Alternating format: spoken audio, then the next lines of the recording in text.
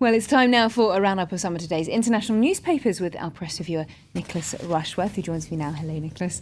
And you're going to start off with Egypt, where, of course, as we've been saying, there will be a referendum this Saturday and next Saturday as well.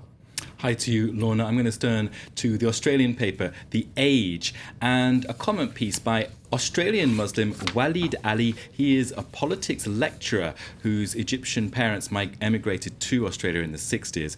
Now, he says that looking from the outside, it is as if Egypt's soul is on the verge of being shredded. He says the new constitution, the subject of that referendum this Saturday and next, is muddled and partisan and could lead to a new wave of killing. He says this vote is going ahead on a document that many people have not even had time to read. OK, so what about the Arab language press, meanwhile? Well, I turn to the London paper Ashaq Al-Awsat, which says Egyptians' opposition was right to agree to take part in the referendum. It was a smart move, it says. It says the opposition's fight with the Muslim Brotherhood doesn't come down to just one battle. By agreeing, it's actually showing that it can respond, and I quote, to the Muslim Brotherhood's tricks.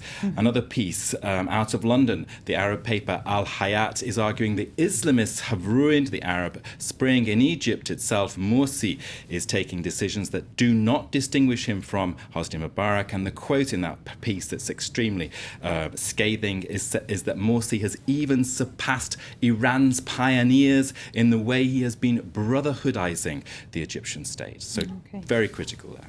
Well, moving back to here in Europe, the EU has had quite a good week. It's got the Nobel Peace Prize. It's come up with a deal on banking supervision, and funds have been cleared for Greece as well. Well, a triple whammy. That's rare, isn't it, for the EU? Brussels will be kind of reeling with shock. I thought the relief probably is best felt in Athens. So I turn to the Greek paper Katimirini, which has a cartoon showing the Prime Minister Antonis Samaras with a huge bag of dosh. There you can see it, more than 50 billion euros. 2/3 of that is being released immediately. Some of it is IMF money, of course, as well. Now, he's hiding that money behind his back, and many Greek hands are clamouring for a share of it. The editorial on the front page of Katimirini this Friday is euphoric. This is the end of uncertainty, the end of the Grexit from the Eurozone, and the Cassandras who have been wailing have been proven wrong. Well, talking of Cassandras, there have been a few wailing recently, talking about the end of the world. Apparently, we've got just a week to go, a week today, according to the Mayan calendar. It is the end of the world, and that Apocalypse Now story is very much in the press. It's dominating the press. It's in every paper in the world. It's incredible. The date to look forward to or not is the 21st of December 2012, and the doomsday fever has definitely got out of hand, judging by this story in the South China Morning Post, which was reporting that there's been a run on candles in time for the apocalypse in Zhejiang in Sichuan province. Now, a rumour began circulating in that town that a 3-day blackout would begin on what day? You guessed, the 21st of December.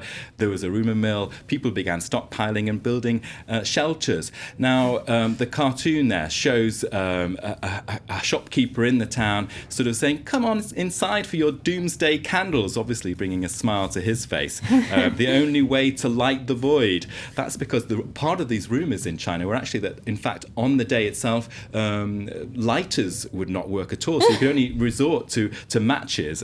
But I thought, well, this is just one small town. Surely it's not generalised. But in fact, there have been several incidents across China. In one town, a woman has actually sold her flat to because of this scare about doomsday. Just to finish off, I want to go to the Vatican daily newspaper, the L'Osservatore Romano. Got to get the pronunciation right there, you can see. And it's saying, hold on, guys, the apocalypse will not be happening, not at least for the moment. So that's the warning for you from the Vatican. OK, well, I'm meant to be working next Friday. I don't know about you, but it would certainly give me a day off if if the end of the world did come. But certainly nothing to be taken seriously, I don't think. Perhaps I'll be proved wrong, who knows. Anyway, thank you very much indeed, Nicholas, for that look at today's international newspapers.